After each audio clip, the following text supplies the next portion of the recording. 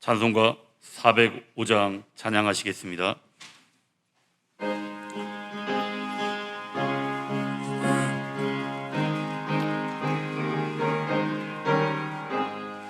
주의 친절한 팔에 안기세 우리 마음이 평안하리니 항상 기쁘고 복이 되겠네. 영원하신 팔에 안기세 주의 팔에 그 크신 팔에 안기세 주의 팔에 영원하신 팔에 안기세. 날이 갈수록 주의 사랑이 두루 광명하게 비치고 전성 가는 길 편히 가리니 영원하신 팔에 안기세 주의 팔에 그 크신 팔에 안기세 주의 팔에 영원하신 팔에 다 함께 일어서십니다. 주의 보좌로 나아갈 때에 기뻐 찬미소리 외치고 겁과 두려움 없어지리니 영원하신 팔에 안기세 주의 팔에 그 크신 팔에 안기세 주의 팔에 영원하신 팔에 안기세. 나의 성도들을 내 앞에 모으라. 그들은 제사로 나와 언약한 이들이니라. 하나님은 영이시니 예배하는 자가 영과 진리로 예배할지니라. 아멘.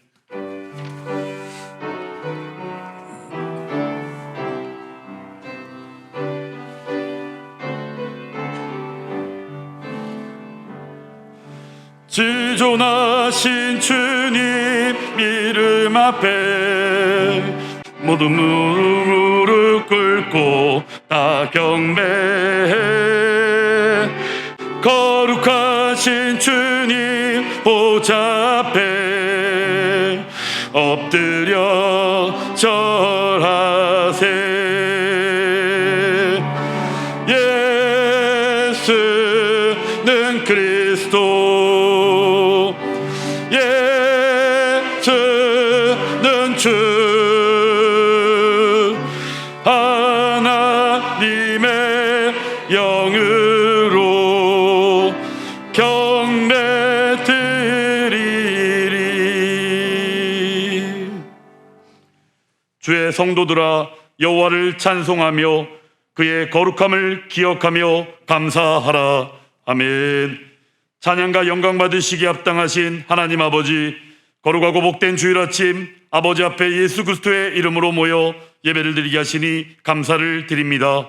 이 자리에 함께 모인 주의 자녀들이 아버지의 크신 은혜에 감사하며 나아가는 복된 시간 되게 하여 주시옵소서. 코로나19와 그 외 여러 환경과 처지로 인하여 우리의 연약함을 알게 하신 하나님 아버지, 필요한 곳에 하나님의 공의를 선포하시며 자비와 긍휼도 베푸시사 속히 회복과 치유를 명하시고 생명들을 지켜 주시옵소서. 예수 그리스도의 이름으로 기도하옵나이다. 아멘. 전능하사 천지를 만드신 하나님 아버지를 내가 믿사오며 그 외아들 우리 주 예수 그리스도를 믿사오니 이는 성령으로 잉태하사 동정녀 마리아에게 나시고 본디오 빌라도에게 고난을 받으사 십자가에 못 박혀 죽으시고 장사한 지 사흘 만에 죽은 자 가운데서 다시 살아나시며 하늘에 오르사 전능하신 하나님 우편에 앉아 계시다가 저리로서 산자와 죽은 자를 심판하러 오시리라. 성령을 믿사오며 거룩한 공회와 성도가 서로 교통하는 것과 죄를 사하여 주시는 것과 몸이 다시 사는 것과 영원히 사는 것을 믿사옵나이다. 아멘. 다 함께 자리에 앉으셔서 찬송가 10장으로 하나님께 찬양을 올려드립니다.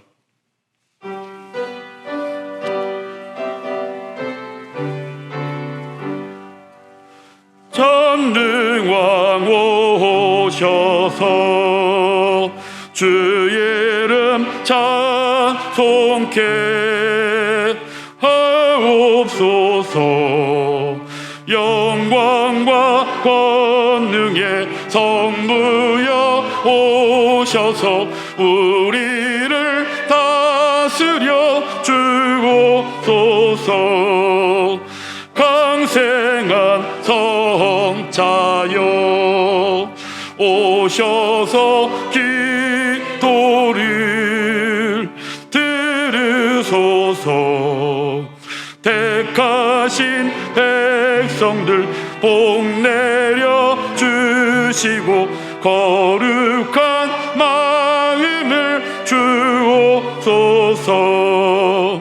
위로의 주 성령 오셔서 큰 증거 주옵소서. 전능한 주시여 각 사람 마음에서 떠나지 마시고 계시소서. 성삼위일체께 한없는 찬송을 드립니다.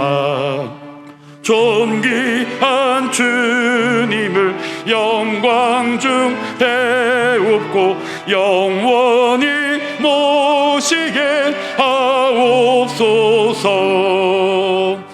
아멘. 오늘 우리에게 주신 하나님의 말씀은 마태복음 25장 1절부터 13절까지의 말씀입니다.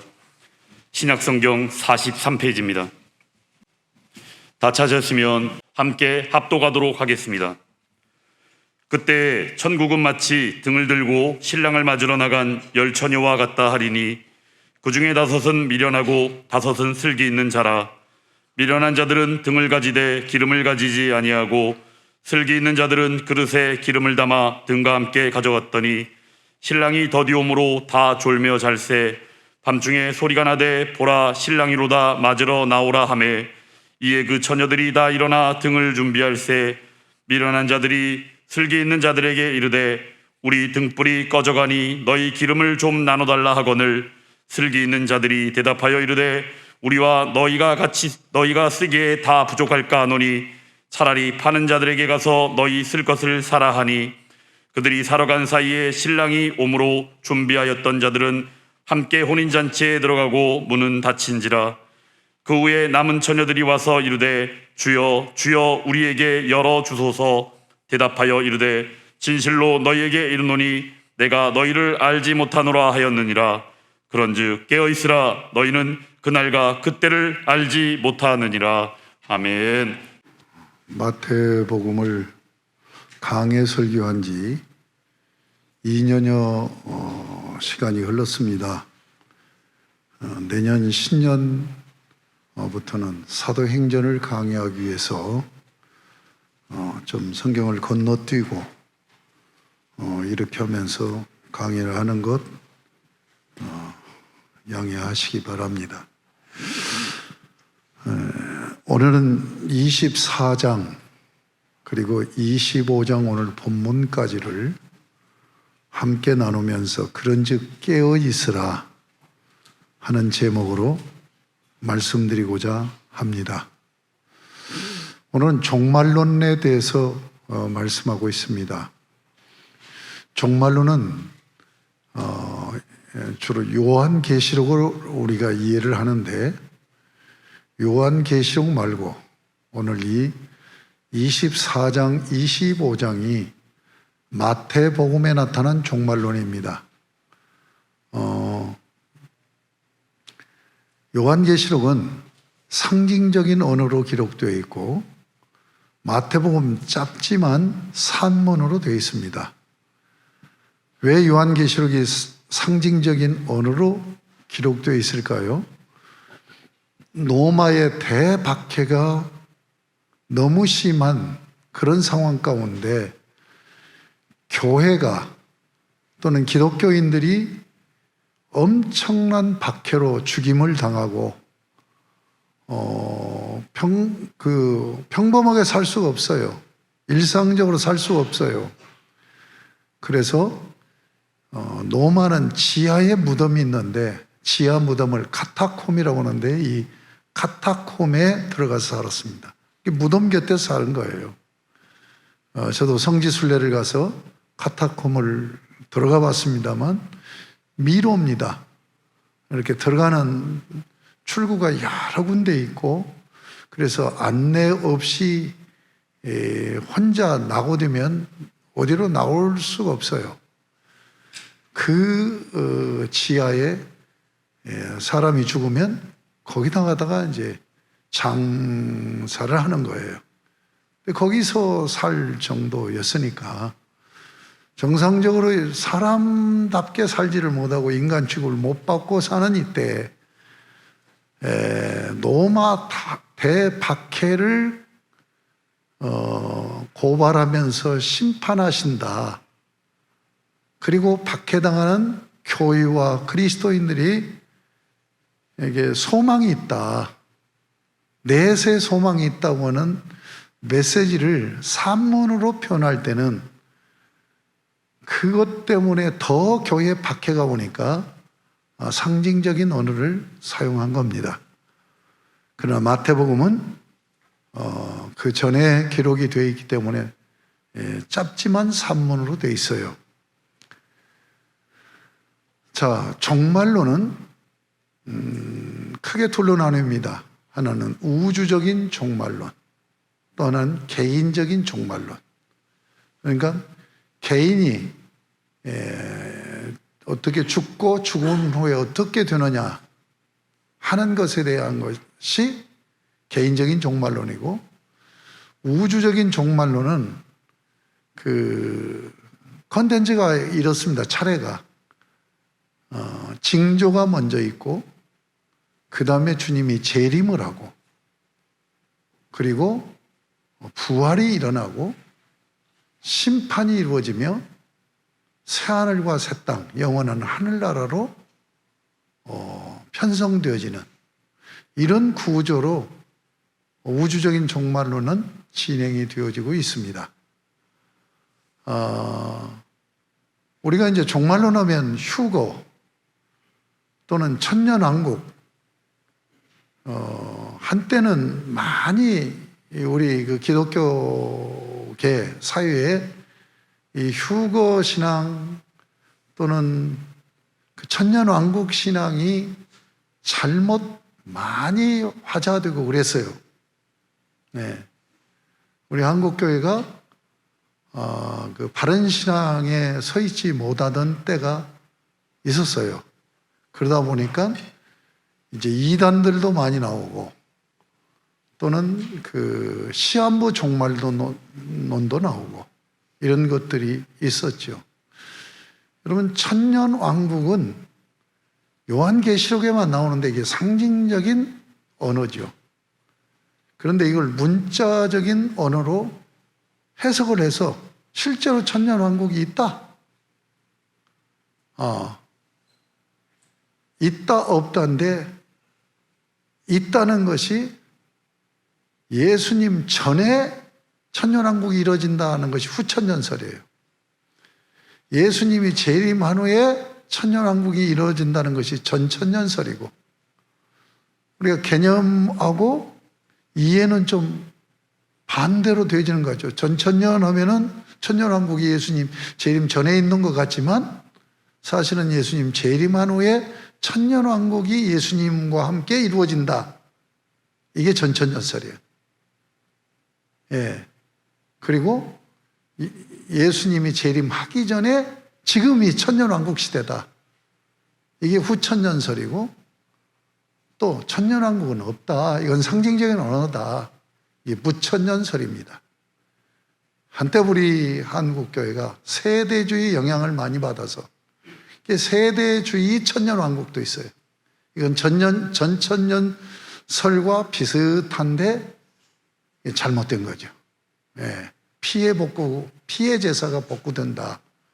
예루살렘 성전으로 다시 돌아가게 되는 것이 구원이다.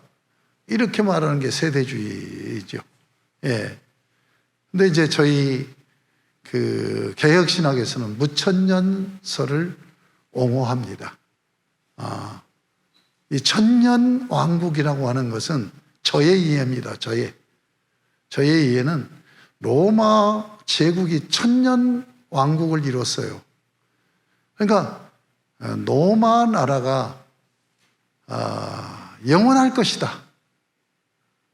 이런 기대들을 하고 또 로마에서 이렇게 주장을 했어요. 그래서 이걸 팍스 로마나라고 그러죠.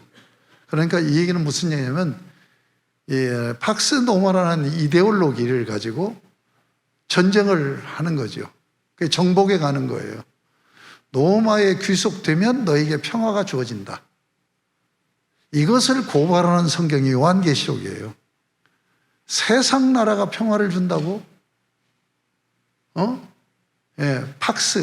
팍스라는 말이 라틴어인데 여기서 평화라는 영어 피스가 나와요. 진정한 평화는 하나님이 주신 샬롬밖에 없다. 이걸 고발하는 성경이 요한계시록이에요. 그러니까 천년 왕국이 문자대로 이해할 것이 아니라 무천년설은 이건 상징적인 언어다. 왜 상징적인 언어를 천년 왕국으로 썼을까? 저도 무천년주의자니까. 로마 제국이 천년을 갖기 때문에 이 천년 로마 왕국과 대비해서 하나님 나라를 통해서 진정한 평화 샬롬을 준다고 하는 것을 말씀하시기 위해서 이렇게 천년 왕국이라는 말을 사용하지 않았느냐, 저의 이해예요. 그러니까 이렇게 그 요한계시록은 상징적인 언어로 쓰여졌기 때문에 해석이 많이 달리해지고 그런 일이 있는 거예요. 근데 오늘 마태복음은 산문으로 되어 있어요. 산문으로 되어 있는데 24장 한 장에 걸쳐서 종말에 대한 것을 말씀하고 그것도 이제 24장 32절부터 25장까지는 어떻게 그러면 준비해야 되느냐 하는 것을 말씀하고 있는 거죠. 이게 짧아요. 짧은데 자, 이 종말론을 말씀하시는 시작이 뭘로 되냐? 24장 1절 2절을 보면 예수께서 성전에서 나와서 가실 때 제자들이 성전 건물들을 가리켜 보이려고 나아오니 대답하여 이르시되 너희가 이 모든 것을 보지 못하느냐? 내가 진실로 너희에게 이르노니 돌 하나도 돌 위에 남지 않고 다 무너뜨려지리라.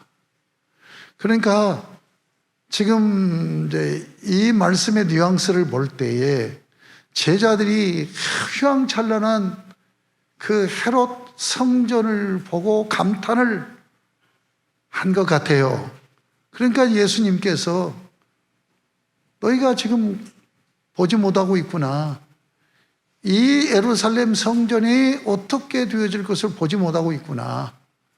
돌 위에 돌이 하나도 남기지 않고 다 회파될 것이다 라고 예언을 하세요. 그러니까 깜짝 놀란 제자들이 그때가 언제입니까? 라는 질문을 할 때 예수님께서 종말의 징조를 말씀하고 있단 말이에요. 여기서 먼저 생각할 것은 이스라엘인들의 역사의식. 예수님도 이제 유대인이잖아요. 유대인 문화 속에. 역사의식은 우리하고 달라요. 과거, 현재, 미래를 동일시해버려요. 예. 그래서 출애굽을 한 것이 조상들이 출애굽을 했는데 자기들도 거기서 함께 출애굽을 했다라고 믿어요. 그렇게 표현을 해요. 예. 그러기 때문에 우리가 이해할 때는 동일시보다는 비약을 해버리는 거죠. 자, 예루살렘 성전이 언제 멸망했느냐? AD 70년에 멸망을 했어요. 티토스 장군에 의해서. 로마의 티토스 장군이 왜 멸망시켰느냐면 이 식민지 백성들 중에서 유대인들이 제일로 까다로운 거야. 우리나라가 그 36년 일제 식민지 생활을 했잖아요. 그런데 독립운동들이 많이 일어났잖아요. 한국 사람들을 참 무서운 사람들이라고 그래요. 그 넓은 중국 대국을 중국놈이라고 그러니까. 이 일본에게 식민지 생활을 했기 때문에 나는 수세기가 지나도 일본 사람이란 말을 안 할 것 같아. 일본놈이라고 하지. 목사인 저도 일본놈이라고 하니까. 보통 대가 센 게 아니에요, 우리 한국 사람들이. 근데 유대인들은 더해. 그러니까 성경에 열심당원이라고 나오는 이들이 독립운동가들이에요. 이게 독립운동으로 반란을 일으킨 거야. 그래서 진압을 하기 위해서 로마 병사들이 공격을 해온 거예요. 그런데 예루살렘 성은 난공불락입니다. 무너지지 않고 공격을 쉽게 할 수 있는 성이 아니에요. 요새가 아주 요새화되어 있기 때문에. 그러니까 지금 같으면 포 한 방 쏴버리면 끝나는 거였지만 옛날에는 그렇게 싸우지 않았잖아요. 칼 들고 말 타고 가서 싸우는데 성을 점령해야 되잖아요. 성을 점령하기 위해서 뭡니까? 막 돌을 던지고 그렇게 해서 성을 무너뜨리잖아요. 그 고대 영화 같은 거 보면 나오지 않습니까? 이걸 공성전이라고 그러는데 그런데 그렇게 해서 할 수가 없어요. 이 전쟁이 얼마 갔냐면 3년 가요. 3년 동안 점령을 못해요. 성을 겹겹이 에워쌌는데 문을 걸어 잠그고 있으니까 정복을 못하는 거예요. 항복을 하는 거예요. 결국은 3년 만에 이제 손 들고 나왔는데 물도 떨어지지, 식수 떨어지지. 다 이제 이스라엘 침공하니까 이스라엘 백성들이 성 안으로 다 들어가니까 갑자기 인구가 늘어나니까 물도 떨어지지, 식량도 떨어지지. 보급로를 완전히 성을 에워싸고 차단을 해버리니까 살 수가 없는 거예요. 그러니까 그 유명한 유대 랍비 하나가 밤에 몰래 나와요. 나와서 티토 장군을 만나요. 그래서 협상을 합니다. 문을 열어줄 테니까 율법만 가지고 나서 지킬 수 있게 해다오. 그럼 그렇게 하마. 그래서 시골 동네 한 동네 너 율법 가지고 거기 가서 살아라. 그래서 그 율법을 가지고 나와서 거기가 가기로 하고 성을 열어줘서 점령이 된 거예요. 이 마을이 잠니아라는 마을인데 여기서 뭔 일이 일어난 줄 알아요? 구약 성경 39권이 하나님 말씀인 것으로 결정된 곳이에요. 그러니까 다 죽어도 우리는 율법만 지키면, 하나님 말씀만 지키면 우리나라는 보존된다. 그래서 점령이 된 거예요. 티투스 장군이 이 어려운 예루살렘을 정복한 공로로 로마에 가서 황제가 됩니다.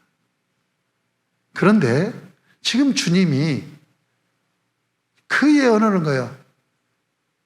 한 100여 년 후에 이 예루살렘 성전이 돌 위에 돌 하나 남지 않고 다 회파된다. 그런데 그대로 된 거예요. 왜 그대로 됐느냐? 성을 정복하고 보니까 그 성전이 돌로 쌓여 있는데, 여러분 벽돌 쌓으면은 벽돌 그 사이사이에 매직을 하잖아요. 연결하는 매직. 그 매직을, 돌 사이에 매직을 뭘로 했냐? 금으로 한 거예요. 그러니까 로마 병사들이 눈이 뒤집히는 거야. 세상에 그게 금이네. 그러니까 그 매직으로 해놓은 금을 파가려고 돌 하나 그대로 남겨놓지 않고 다 해버린 거예요. 예수님의 예언이 100% 적중을 한 거죠.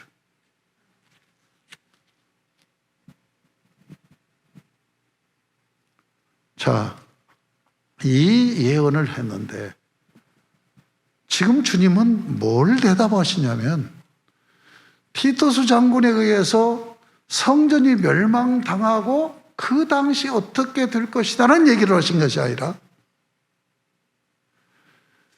70년에 멸망을 했는데 예수님은 지금도 안 오셨잖아요. 재림을 하셨잖아요. 근데 예수님의 재림을 얘기하고 있단 말이에요. 이게 유대인의 역사의식이라니까. 아직도 주님이 재림을 안 하셨는데 70년에 예루살렘 성이 멸망할 것을 예언하면서 그때가 언제입니까? 라고 물으니까 주님이 재림할 것을 얘기하신단 말이에요. 2000년이 지났는데도 지금 주님이 재림을 안고 있는데, 예. 그래서 이게 종말론이 이렇게 진행이 되는 거예요. 그러면 이 종말론에 완벽하게 모든 걸 다 말씀하고 있지는 않아요. 그러나 크게 두 가지. 첫째는 징조를 얘기합니다. 징조. 징조를 얘기하는데 징조의 첫 번째가 뭐냐? 거짓 선지자가 출현해요. 여러분, 역사를 보면 역사의 새벽이 오려면 반드시 밤이 깊어질 때 와요. 그렇잖아요. 자연현상도 밤이 깊어져야 새벽이 열리잖아요. 예수님이 성탄하실 때도 이 시대를 암흑시대라고 얘기합니다. 역사적으로 보면 구약시대, 신약시대 그 사이 중간시대라고 그래요. 이걸 중간기 시대라고 하는데 구약시대, 중간기 시대, 신약시대예요. 이 400년 이걸 암흑시대라고 해야 하는데 암흑시대의 최고 절정일 때 예수님이 성탄하신 거예요. 마찬가지로 예수님이 재림할 때도 역사에 이제 예수님이 재림하면서 역사가 종결이 돼요. 역사가 마지막이에요. 그 마지막에 나타나는 징조는 뭐냐? 깊은 암흑에 빠진다는 얘기예요. 그 암흑이 뭘로 오느냐? 영적인 암흑으로 온단 말이에요. 그게 거짓 선지자들이 나타나는 거예요.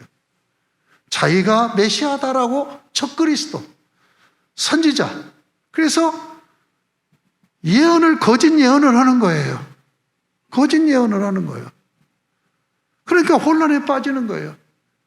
이리 휩쓸리고 저리 휩쓸리고. 우리나라도 이단들이 나타나면 신천지에, 여러분 신천지 이게 웃기지도 않아요. 굉장히 대학생들은요 합리적으로 굉장히 날카롭습니다. 우리 신학을 할 때도 뭐 교수들이 제일로 두려워하는 게 대학생들이에요. 대학생들. 학부에서는 굉장히 예리한 질문이 나와요. 근데 신대원에 들어가면 질문이 안 나와. 그냥 수용을 해버리는 거죠. 그런데 대학생들은 안 해요. 그런데 보면은 이단 집단에 보면 그 대학생들이 거의 다 대부분이야. 이게 거짓 선지자들이 출현하고 미혹에 빠지는 거예요. 제가 암에 걸리니까 암 얘기를 자꾸 하는데 암에 걸리니까 여기서 이 얘기하고 저기서 저 얘기하고 저기서 저 얘기하고. 근데 저는 그래도 조금 합리적인 것을 추구하는 사람이니까 이게 뭐가 문제인 것이 보이는 거야. 이거 하면 낫는다는 거예요. 이거 하니까 나았다는 거예요.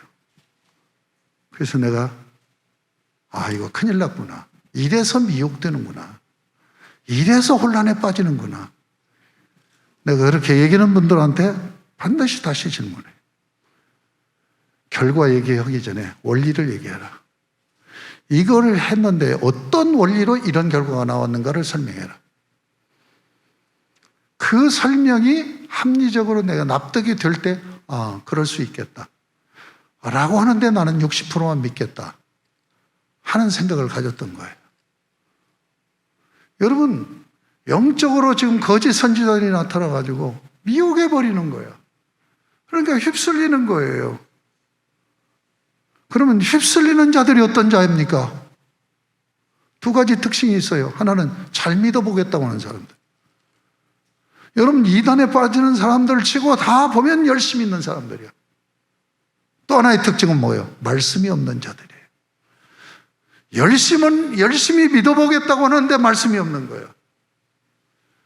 여러분, 하나님이 자기를 드러내시고 보여주신 말씀에 바로 서버리면 절대로 미혹당할 이유가 없죠. 그렇지 않겠습니까?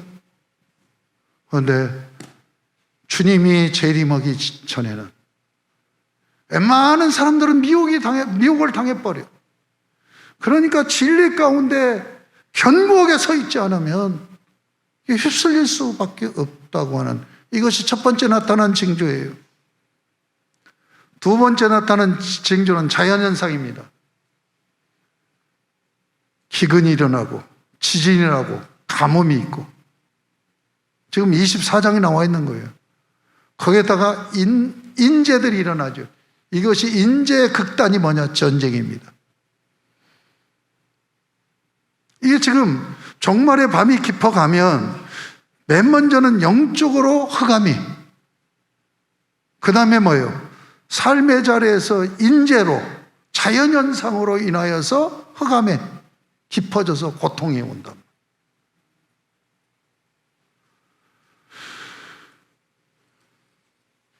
그러면서 뭐예요? 환란이 닥쳐요.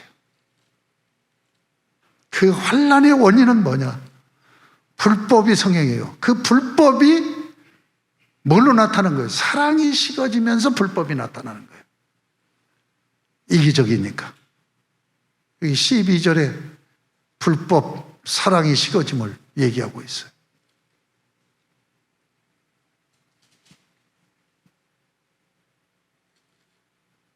그런데 그럼에도 불구하고 우리가 이 징조 중에 눈여겨봐야 될 것이 뭐였냐? 주님이 재림하기 전에 반드시 두 가지가 선행돼야 돼요. 오늘 24장에는 나오지 않은 겁니다. 하나는 뭐냐? 하나님의 문화의 보고가 다 개발이 돼야 돼. 문화가 개발이 돼야 돼. 두 번째는 뭐냐? 오늘 14절에 말씀되어 있는 것처럼 모든 족속에게 복음이 다 증거돼야 돼요.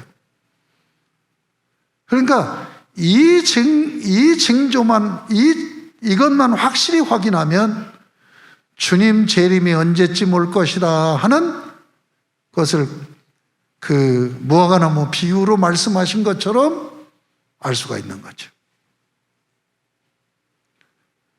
그리고 15절에서 28절까지 대환란이 일어나는 것을 봅니다. 자, 휴거에 대한 이해입니다.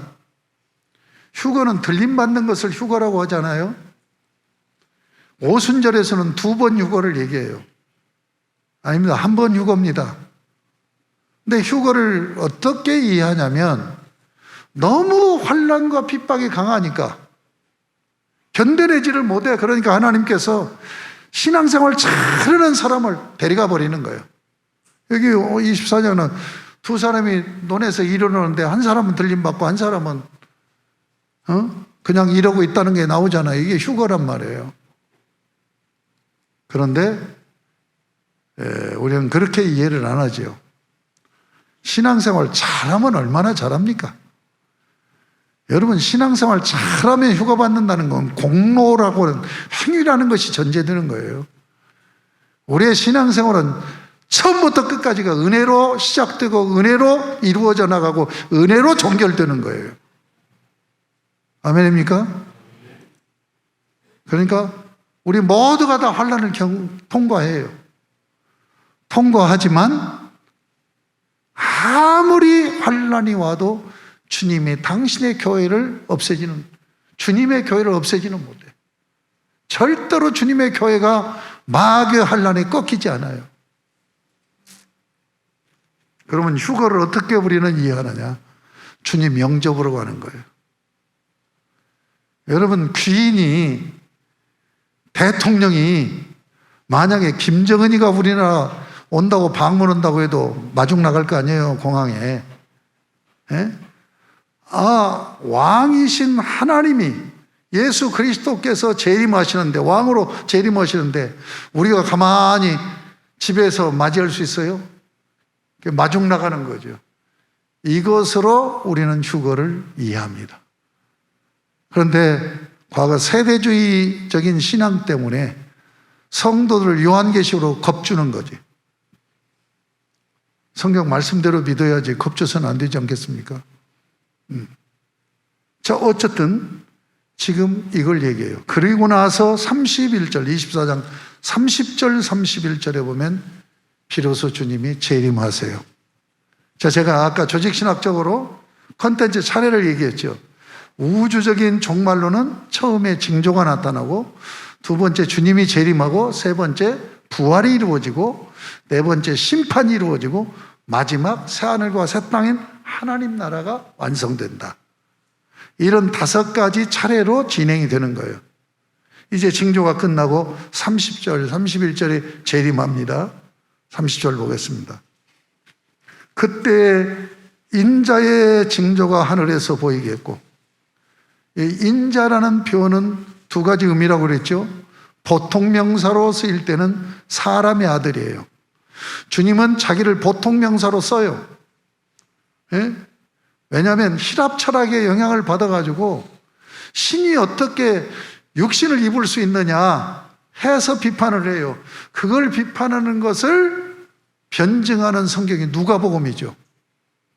그래서 의사를 세워서 예수님께서 우리와 똑같은 육신을 입고 이 땅에 오셨다는 걸 증거하고 있죠. 예. 자, 그 다음에 인자가 고유명사로 쓸 때는 다니엘서 7장 13절을 지금 인용하는 거예요. 연결하는 거예요. 그러니까 인자 같으시니가 구름 타고 재림하신 이 땅에 오신다는 것을, 메시아가 오시는 것을 다니엘서 말씀하고 있는 그가 바로 나다 라고 할 때는 특별 명사로 쓰여지는 거예요. 자, 30절 다시. 그때 인자의 징조가 하늘에서 보이겠고, 그때 땅의 모든 족속들이 통곡하며, 땅의 모든 족속입니다. 모든 족속들이다. 왜 통곡합니까? 자기들은 심판받고 지옥 가야 되니까.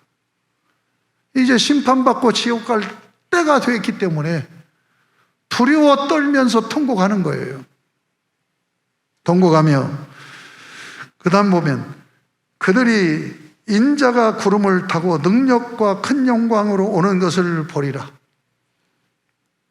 여기 보면 구름을 타고 온다고 그랬어요. 여러분, 주님은 성경에서 2번 재림으로 나타납니다. 첫 번째 영적인 재림은 오순절 성령 강림이에요. 그리스도의 부활의 영이 성령으로 이 땅에 재림하시는 거예요. 그래서 성령 강림이라고 그렇게 표현을 하죠. 그 다음에 2번째 재림은 마지막 역사를 종결시키고 심판하시기 위해서 재림하시는데, 예수님께서 부활해서 승천하십니다. 승천할 때 하늘로 구름 타고 올라가시는 걸 보면서 제자들이 기가 막히잖아요. 그런 상황을 보고 있으니까 천사가 나타나서 뭐라고 그래요? 지금 너희가 보고 있는 올라가신 그대로 재림할 때 그 모습 그대로 오신다. 이 구름 타고 오시는 거예요. 육체적인 재림입니다. 이런 부분들이 다 교리적인 부분이에요. 이런 부분을 여러분이 잘 알아야, 이게 이 신앙생활 하면서 무슨 문선명이가 재림 줄 아느니, 신천지도 누구야? 그 친구가 뭐 그런 말에 미혹되지 않는단 말이에요. 구름 타고 오신다니까, 육체적으로 승천하실 때처럼. 그들이 그렇게 왔습니까? 그러니까 이 성경을 모르니까 미혹이 돼서 저렇게 빠지는 거예요. 장로가 빠지고, 안수 집사가 빠지고, 권사가 빠지고. 자, 그 다음에 보면 능력과 큰 영광으로 오는 것을 보리라. 예수님이 성탄하실 때는 어떻게 오셨어요? 누구도 몰랐잖아요. 말구유에 비천한 아이로 태어났잖아요. 출생했잖아요. 근데 예수님이 재림할 때는 뭐예요? 능력과 영광으로, 심판주로, 왕으로 재림하시는 거예요. 31절. 그가 큰 나팔소리와 함께 천사들을 보내리. 천사들을 미리 보내요. 여러분, 왕이 지금 오시니까 물러가라 물러가라 하면서 빵빠레 부르면서 그 사자들이 앞서서 그렇게 하잖아요. 준비하잖아요. 천사들을 보내리니 그들이 그의 택하신 자들, 이게 선택받은 자들이에요. 이게 선택의 교리가 나옵니다. 우리 중요한 교리예요. 어떻게 선택한 거예요? 예수 믿고 구원받아 하나님의 백성이 될 자로 선택한 거죠. 예수 믿을 자로 선택한 겁니다. 예수 믿을 자로 선택받았기 때문에 예수 믿고 구원받는 거예요. 근데 이 선택 교리가 예수 십자가와 관계없이 얘기하면 안 된단 말이에요. 그냥 하나님이 택하셨다. 그러면 예수 없이도 택했으니까 구원받을 수 있죠. 선택의 교리에서 중요한 것은 예수 믿고 구원받게 하기로 선택을 하신 거예요. 아멘. 그래서 이 끝에서 저 끝으로, 저 끝까지 사방에서 다 모아. 이게 주님의 재림의 현상입니다. 아시겠습니까? 자, 지금 이 종말론 전체 모든 것을 다 담지는 않았어요. 그렇지만 마태복음에서 이 종말론이 지금 징조와 주의 재림까지, 심판주로 오신다는 걸 암시까지는 했죠. 근데 어쨌든 마태복음의 종말론은 징조와 재림, 이렇게 말씀되어져 있다고 하는 거예요. 자, 그렇다면 지금 제가 이 24장에 나타난 종말론을 대략적으로 내용을 말씀드렸어요. 그런데 이 종말론의 내용보다 더 중요한 게 있어요. 종말론을 말씀한 위치입니다. 지금 24장, 25장 두 장에 걸쳐서 종말론을 얘기하고 있어요. 제가 금년에 마태복음 마칠 때는 25장까지 설교로 마칩니다. 26장에서 28장까지는 십자가에 죽으시고 부활하신 것을 말씀하고 있어요.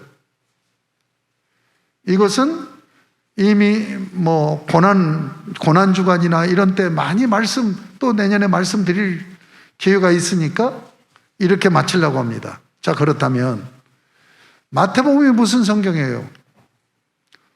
왕으로 오신 메시아가 자기의 나라, 하나님 나라를 세우러 오셨다는 얘기예요. 성경 66권의 핵심입니다. 성경 66권은 뭘 얘기하고 있어요? 메시아가 오셔서 우리를 구원해서 자기를 섬기는 백성으로 회복시키는, 그래서 한 나라를 세우겠다. 하나님 나라예요. 성경 66권의 주제는 예수 그리스도로 세워지는 하나님 나라를 말씀하고 있단 말이에요. 자, 이 하나님 나라를 말씀하고 있는 성경이 성경 66권 중에서 핵심 마태복음이란 말이에요. 그러면 하나님 나라를 어떻게 얘기하고 있습니까? 성경에서는 두 가지로 얘기한다고 그랬죠. Now, 지금 하나님 나라. Yet, 아직 하나님 나라. 지금 하나님 나라는 예수님이 성탄하셔서 세워지는 나라예요. 아직 하나님 나라는 예수님이 재림해서 완성되는 하나님 나라예요. 자, 23장까지는 뭐예요? 지금 하나님 나라에 대해서 말씀하고 있는 거예요. 그러니까 거기서 끝나면 안 되죠. 아직 하나님 나라도 말씀하시고 끝나야 하나님 나라가 완성이 되는 거잖아요. 그래서 종말론을 얘기하고 있다. 말씀하시고 있다. 그런데 더 중요한 것이 있어요. 그러면 왜 종말론을 여기서 말씀했느냐? 두 번째 이유예요. 그것은 지금 하나님 나라 백성으로 바로 살아라 하는 의미예요. 여러분, 종말론은 뭡니까? 주님이 재림해서 하나님 나라가 완성돼서 하나님 나라 백성으로 살게 된다. 그러니까 천국의 소망을 가져라, 이 말씀을 하는 거죠. 그런데 천국의 소망을 어떻게 갖느냐는 얘기예요. 지금 하나님 나라와 연결해서 마지막 때 주님이 재림해서 이루어질 하나님 나라를 이해하지 않으면 어떤 현상이 일어나느냐? 시한부 종말론자와 같은 현상이 일어나는 거예요. 또 베리와 그 이단인 김기동 목사의 그 이단 하나님 나라와 같은 거예요. 자, 베리와 김기동 목사 이단은 뭐냐? 이 세상이 이게 심판받아야 되는 세상이 된 거야. 그러니까 메시아가 와서 심판을 어떻게 하느냐? 예수 믿는 사람만 쏙 빼갖고 데려간다는 거예요. 그러면 이 세상이 안 믿는 사람들만 있으니까 지옥에 드는 거지요. 아닙니다. 하나님 나라가 이 땅에서 이루어져요. 그래서 천지 개벽을 얘기하고 있고, 그래서 뭐요? 불의 심판을 얘기하는 거예요. 여러분, 심판이 두 가지로 이루어졌잖아요. 구약시대에 노아 홍수 심판, 물로 심판했죠. 그때 하나님이 뭐라고 했어요? 다시는 물로 심판하지 않는다. 그리고 불의 심판을 얘기하고 있죠. 불의 심판은 뭡니까? 속아가는 거예요. 태우는 거예요. 여러분, 확실하게 예방하는 게 뭡니까? 태워버리는 거죠. 만약에 하나님이 우리 믿는 사람만 쏙 빼간다고 한다면 여기 불의 심판할 필요가 없지요. 그냥 놔두면 지옥이 되는데 왜 불로 태우는 겁니까? 이것은 정화하기 위해, 정화의 최고의 방식은 태우는 거잖아요. 여러분 잊지 마시기 바랍니다. 이런 교리를 여러분이 확실히 정리를 하고 정립을 해야 돼요. 네. 그래서 주님이 역사를 종결시키고 불의 심판을 하시기 위해서 주님이 재림하신단 말이에요. 아멘입니까? 예. 그런데 이 종말론을 다루고 있는 이 범위를 이해해야 돼요. 여러분, 예수 믿고 천국 간다.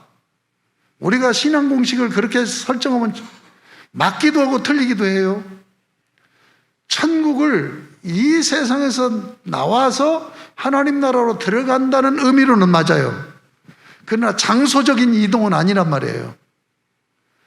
여러분, 나와서 들어간다는 걸 장소적인 이동으로 이해하려면 안 된다고 해요. 이걸 잊지 마시기 바랍니다. 예. 그러면 한번 생각해 봐요.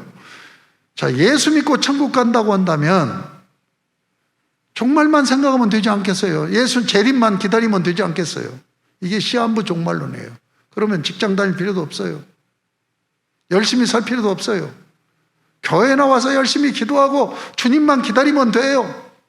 언제 온다 하면은 거기 나가서 주님이 오시는 거 기다리고, 시한부 종말론 주장하던 그들이 그런 짓 했잖아요. 여러분, 성경은 주님이 재림해서 이루어질 아직 하나님 나라에 대해서는 오늘 마태복음에서도 2장밖에 얘기하잖아요. 성경 거의 66권 대부분은 지금 하나님 나라를 얘기하는 거예요. 그러니까 네가 천국을 소망하고 사는데 소망하고 사는 것을 어떻게 사는 거냐? 지금 하나님 나라를 누리고 사는 것이다. 왜 종말론을 얘기했느냐? 종말의 소망을 가지면서 오늘 네가 지금 하나님 나라는 뭡니까? 교회 아닙니까? 교회 안에서 성령 하나님을 모시고 성령님과 더불어서 천국을 누리고 사는, 지금 하나님 나라를 네가 바르게 살게 하기 위해서 지금 종말론을 얘기하고 있다는 얘기예요. 아멘입니까? 제가 오늘 말씀 핵심이 이거예요. 핵심이. 여러분, 영원한 천국을 성경에서는 전부 얘기하고 있는 게 아니라 지금 하나님 나라에 대해서 거의 얘기하고 천국에 대해서는 조금 얘기하고 있다는 것. 왜 그럴까요? 너 천국을 소망하면서 사는 삶이 뭔 줄 아냐? 지금 하나님 나라를 누리고 사는 것이다. 이걸 말씀하고 있다는 것을 잊지 마시기 바랍니다. 아멘?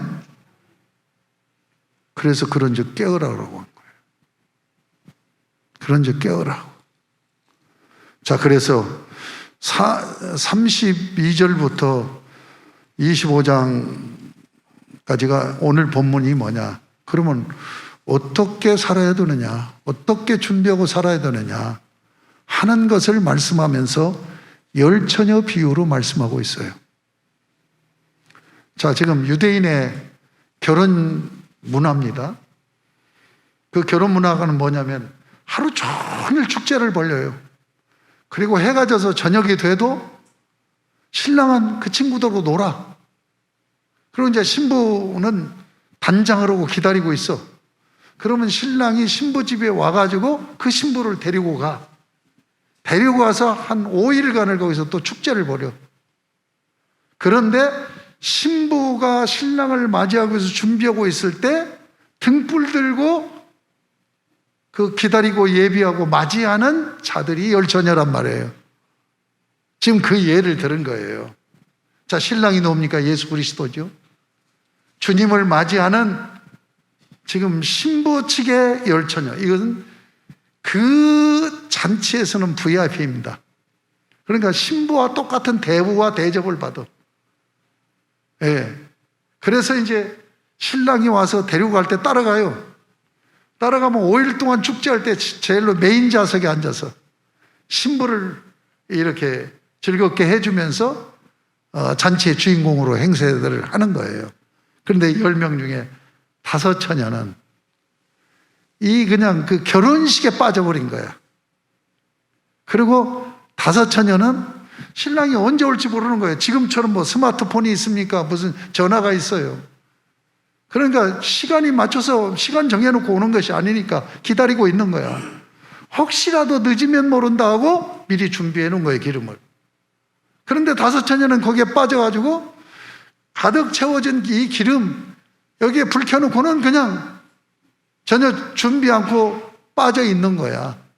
그런데 신랑이 오는 거예요. 그러니까 이게 보통 난감한 문제가 아닌 거지요. 문제가 생긴 거지요. 바로 오늘 그 24장에서도 보면은 42절에 그러므로 깨어 있으라, 44절에 이러므로 너희도 준비하고 있으라. 준비됐느냐? 그날을 준비하고 있느냐? 그날 신랑 맞을 준비가 됐느냐? 그러면 그날을 주님을 맞이할 준비하는 게 뭐라고요? 일상적인 생활, 교회 생활을 잘해서 교회 생활을 통해서 가정을 세우고 사회를 세우는 건강한 생활을 하는 것이 기름 준비한 5처녀와 같다 하는 것을 말씀하고 있다는 것을 잊지 마시기 바랍니다. 여러분, 주님의 재림이 24장에 보면 2가지 특징이 나타나요. 하나는 확실하다. 주님의 재림이 확실하다 하는 걸 증거하는 거예요. 또 하나는 뭐냐? 주님이 돌발적으로 오신다. 도적같이 만나는 거, 도적같이. 예? 언제 올지 모르시는 거예요. 자, 슬기 있다 하는 것은 사례가 깊다. 생각이 깊다. 여러분, 신앙생활 사례 있고 생각이 깊은 신앙생활을 해야 됩니다. 생각이 있고 사례가 깊으면 항상 준비를 하죠. 준비하는 인생. 아멘. 그런데 미련한 처녀, 미련하다는 말은 헬라어보다는 히브리어입니다. 나바르란 말인데 영적인 강팍함을 얘기해요. 이 단어가. 하나님에 대해서 그렇게 그냥 신뢰하는 그 믿음이 약한 거죠. 강팍한 거예요. 예? 여러분, 하나님 말씀을 붙들고 준비하는 자세의 생각을 갖지 않으면 이 혼인잔치에 그 흥겨움에 빠져버려서 준비하고 있지 않는 미련한 이 여인들처럼 우리는 세속화되어져 버릴 수밖에 없다. 왜 종말에 대한 소망을 주고 종말에 대해서 경각심을 주느냐? 너 세속화되어지지 않고 바르게 하나님을 믿고 신앙생활을 해라 하는 것을 강조하기 위함이라는 것을 잊지 마시기 바랍니다. 말씀을 맺겠습니다. 여러분, 종말론적인 삶을 살고 계십니까? 주님이 언제 올지 모른다고 하는 말씀을 바울은 어떻게 받아들였느냐? 지금 주님이 오실 수 있다라는 영적인 긴박감으로 받아들인 거예요. 네? 돌발적으로 주님이 도적같이 임한다고 하는 이 말씀을 바울은 어떻게 받아들였다고요? 지금 주님이 오실 수 있다고 하는 것. 그 의식을 갖고 산 삶을 산 게 바울입니다. 이게 종말론적인 삶이에요. 베드로전서 4장 7절 8절에 보면 만물의 마지막이 가까웠으니 그러므로 너희는 정신을 차리고 근신하여 기도하라. 무엇보다도 뜨겁게 서로 사랑할지니 사랑은 허다한 죄를 덮느니라. 여러분, 흑암이 깊어갈 때에 주님이 재림 직전에 나타나는 강한 현상이 두 가지예요. 아까 제가 말씀드린 것처럼 거짓 선지자들이 나타나서 미혹한다고 영적인 어두움이라고 그랬죠. 이 영적인 어두움을 차초하는 것이 뭐냐? 기도가 사라지는 거죠. 기도가 사라지는 거예요. 삶의 방식에서 혼란에 빠지게 하는 게 뭐냐? 사랑이 식어지는 거예요. 여러분 24장 12절을 보세요. 불법이 성함으로 많은 사람의 사랑이 식어지느니라. 여러분, 불법이 왜 자행됩니까? 사랑이 식어져서 생기는 거란 말이에요. 네? 사랑이 공공의 유익을 위해서 사랑하는 마음으로 서로 양보하고 배려하고 돌보고 섬겨야 되는데, 여러분 디모데후서 2장 1절 이하에 보면 뭐라고 되어 있어요? 말세에 고통하는 때가 이른다. 말세의 고통이 두 가지로 일어납니다. 밖으로는 환란이 와요. 그런데 그보다도 성경은 더 고통스러운 걸 뭐냐? 내적인 문제예요. 내적인 뭡니까? 사랑이 식어지는 거예요. 사랑이 식어지는 것이 뭘로 나타나요? 돈 사랑하고 쾌락 사랑하고 자기 사랑한다. 이 세 가지로 나타나고 있어요. 사랑하는 여러분, 종말론적인 삶을 살아가고 있는가를 이 말씀에 여러분 비춰보시기 바랍니다. 기도가 식어지지 않았습니까? 사랑이 식어지지 않았습니까? 이 두 가지가 회복돼야 됩니다. 그래야 내가 종말론적인 삶을 사랑하는 삶을 살고 있다라고 말할 수가 있다는 얘기예요. 이제 연말이 됐어요. 이해 마지막 2주 남았습니다. 여러분, 연한을 하나님이 주신 것은 종말이 있다, 끝이 있다. 여러분, 올해를 그냥 지나가 버리면 2022년이 똑같이 그냥 진행될 거예요. 그러나 오늘 설교를 들으면서 종말이 있는데 내가 종말론적인 삶을 살아야지 하고 말씀을 붙들고 결단을 하면 여러분이 2022년이 새롭게 여러분의 삶을 수놓을 것이고 아름다운 작품을 그려가는 한 해의 삶이 펼쳐지리라고 믿습니다. 베드로전서 5장 8절에 근신하라 깨어라 너희 대적 마귀가 우는 사자 같이 두루다니며 삼킬 자를 찾나니. 또 암 얘기할게요. 암은 진단이나 이런 것들은 굉장히 발달되어 있는데 치유는 전혀 정말 발달이 안 됐다. 그러니까 암 걸리면 죽게 돼 있다는 거예요. 그런데 암이 왜 생기느냐? 원인은 모르지만 유전인자의 돌연변이가 생겨서 암세포가 생기는 거예요. 그런데 암세포도 생명체예요. 근데 암세포가 생기면 암세포를 죽이는 게 K세포하고 NK세포예요. 이 K세포, NK세포가 딱 들어가서 죽이려고 가까이 다가가면 딱 변장을 해버리는 거예요. 그래서 멀쩡한 세포처럼 변장을 해갖고 너 우리 편이야. 공격으로 들어갔다가 같이 짝짝꿍이 되는 거예요. 여러분, 종말의 마귀는 우는 사자같이 도로 삼기를 찾을 뿐만 아니라 고린도전서에 보면 뭐라고 했어요? 광명의 천사로까지 변해가지고 우리를 유혹한단 말이에요. 사랑하는 여러분, 올 한 해를 어떻게 마감할 것인가를 깊이 고민하면서 근신하라, 깨어라. 여기 깨어온다는 얘기는 지켜본다는 얘기예요. 경계한다는 얘기예요. 그 동물의 왕국에 보면은 맹수가 사냥감을 찾을 때 이렇게 막 앞에서 그 작은 동물들이 뛰어다니면은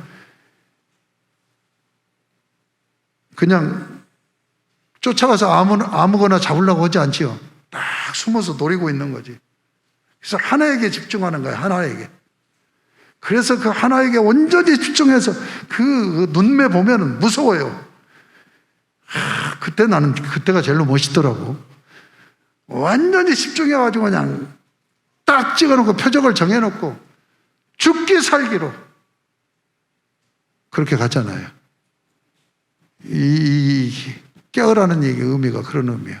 또 하나는 뭐예요? 어미가 새끼들을 데리고 가면서 이제 새끼들은 위험에 노출되어 있잖아요. 그러니까 이 어미들 보면 막 사방을 이렇게 두리번 하면서 자기 새끼 보호하고 지키려고 이게 경계하는 거예요.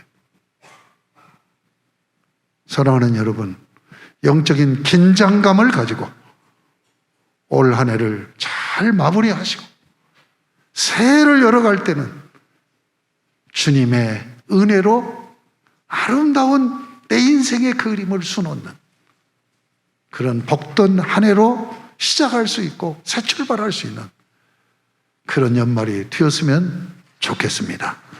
사랑하는 여러분, 우리 임직자들이 이제 1월 8일 날 임직을 하게 됩니다.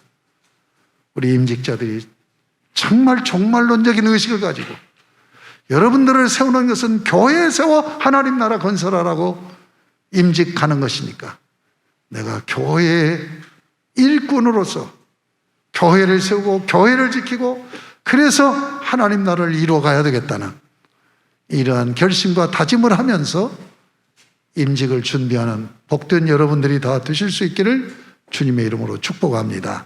아멘. 하나님 아버지 감사합니다. 오늘 저에게 귀한 말씀을 주셨습니다. 주님, 올해가 이제 마지막 2주 남았는데 이러한 때에 적절한 말씀을 주신 것 감사합니다. 주님, 종말론적 의식을 가지고 살게 하시고 미련한 마음이 강팍하고 하나님에게서 신뢰성이 약한 그런 모습이 아니라 하나님 말씀을 붙들고 기도하며 사랑 안에서 참으로 깊이 생각하며 하나님의 뜻을 이루어가는 중심 있는 마음을 가지고 올 한 해를 잘 마무리하고 새해를 열어가는 준비하는 우리 성도들 되게 하시고 우리 교회를 세워 하나님 나라를 건설하려는 하나님의 의도하심 속에서 저희를 선택해 주셨는데 선택받은 저희가 이 뜻을 이루어드리는 그런 직분자 될 수 있도록 은총을 베풀어 달라고 기도하며 준비하는 우리 귀한 종들 되게 하여 주시옵소서.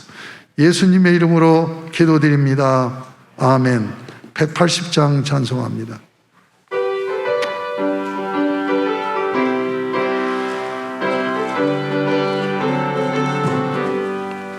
하나님의 나팔 소리 전지진동할 때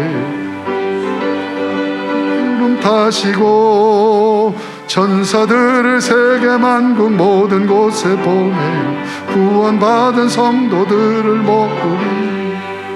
나팔 불때 나의 이름, 나팔 불때 나의 이름, 나팔 불때 나의 이름, 부를 때에 잔치 참여하네. 무덤 속에 잠자는 자 그때 다시 영화로운 부활 승리 얻으리.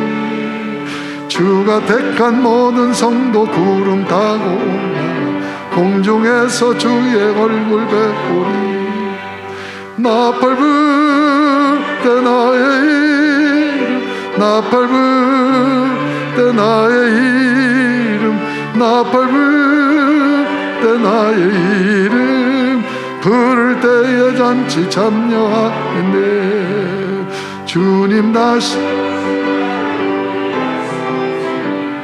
항상 기도하고 깨어 있어서 기쁨으로 보좌 앞에 우리 나가서 그때까지 참고 기다리겠네.